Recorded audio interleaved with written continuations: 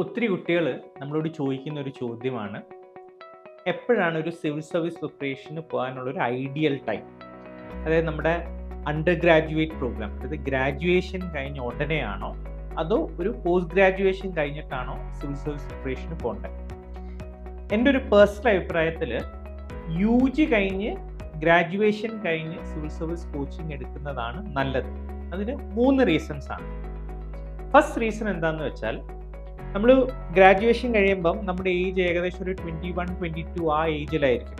അപ്പം ആ ഒരു ഏജിൽ നമുക്ക് സർവീസിൽ കയറാൻ വേണ്ടി പറ്റിയ, നമ്മൾ one of the youngest officers ആയിട്ടായിരിക്കും എന്ത് ചെയ്യുക, സർവീസിൽ കയറാം. എൻ്റെ ബെനിഫിറ്റ് എന്താണെന്ന് വെച്ചാൽ, നമ്മൾ പ്രൊമോഷൻസ് ഒക്കെ കിട്ടി നമ്മൾ റിട്ടയർ ആകുമ്പം one of the top post in bureaucracy എന്നായിരിക്കും എന്ത് ചെയ്യുക, നമ്മൾ റിട്ടയർ ആവാം. അപ്പോൾ the earlier that you get into the service the better it is. Number 2 reason എന്താണെന്ന് വെച്ചാൽ, നമ്മൾ ഈ സിവിൽ സർവീസ് പ്രിപ്പറേഷന് പോകുമ്പം നമ്മളൊരു 2 years എങ്കിലും മിനിമം നമ്മുടെ മുമ്പിൽ കാണണം. കാരണം പ്രിപ്പറേഷൻ ഒരു 1 year ഡ്യൂറേഷൻ എടുക്കും. പിന്നെ നമ്മുടെ ഫസ്റ്റ് അറ്റംപ്റ്റ്, ഓക്കെ, ഇപ്പം നമ്മൾ ഈ ഒരു examination, civil service examination process എന്ന് പറഞ്ഞാൽ ഒരു 1 year ഡ്യൂറേഷൻ ആണ്. അപ്പോൾ ആ ഒരു ടൈമിൽ നമുക്കൊരു 100% സിവിൽ സർവീസ് പ്രിപ്പറേഷന് നമുക്ക് ഫോക്കസ് ചെയ്യാൻ വേണ്ടി പറ്റണം. വേറെ ഒരു ഡിസ്ട്രാക്ഷൻസ് ഉണ്ടാകാൻ പറ്റില്ല. അപ്പം യു ജി കഴിഞ്ഞ ആ ഒരു പീരീഡ് എന്ന് പറഞ്ഞാൽ നമ്മൾ വളരെ യങ് ആണ്. സോഷ്യൽ എക്സ്പെക്റ്റേഷൻസ്, ഇപ്പം ജോലി ആവാം, കല്യാണം ആവാം, അങ്ങനത്തെ ഒത്തിരി പ്രഷറുകളൊന്നുമില്ല.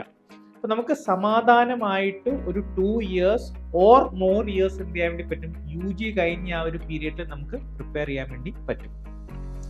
മൂന്നാമത്തെ റീസൺ എന്താണെന്ന് വെച്ചാൽ, നമ്മളൊരു ഇൻ കേസ് നമ്മൾ വിചാരിക്കുന്ന പോലെ നമുക്കൊരു റിസൾട്ട് വന്നില്ലെന്നിരിക്കട്ടെ, നമ്മളൊരു പോസ്റ്റ് ഗ്രാജുവേഷന് പോവാണ്. നമ്മൾ ഈ സിവിൽ സർവീസിനെ പറ്റിയിട്ട്, സിവിൽ സർവീസിൻ്റെ പല സബ്ജക്റ്റുകളും കറണ്ട് അഫയേഴ്സ് ഒക്കെ പഠിക്കുമ്പം എൻ്റെ അഭിരുചി എവിടെയാണെന്ന് എനിക്ക് കറക്റ്റായിട്ട് എന്ത് ചെയ്യാൻ വേണ്ടി പറ്റും, ഐഡൻറ്റിഫൈ ചെയ്യാൻ വേണ്ടി പറ്റും. അപ്പോൾ എൻ്റെ അഭിരുചിക്കനുസരിച്ച്, എൻ്റെ ആപ്റ്റിറ്റ്യൂഡ് അനുസരിച്ച് ഒരു പോസ്റ്റ് ഗ്രാജുവേഷൻ എനിക്ക് എന്ത് ചെയ്യാൻ വേണ്ടി പറ്റും, സെലക്ട് ചെയ്യാൻ വേണ്ടി പറ്റും.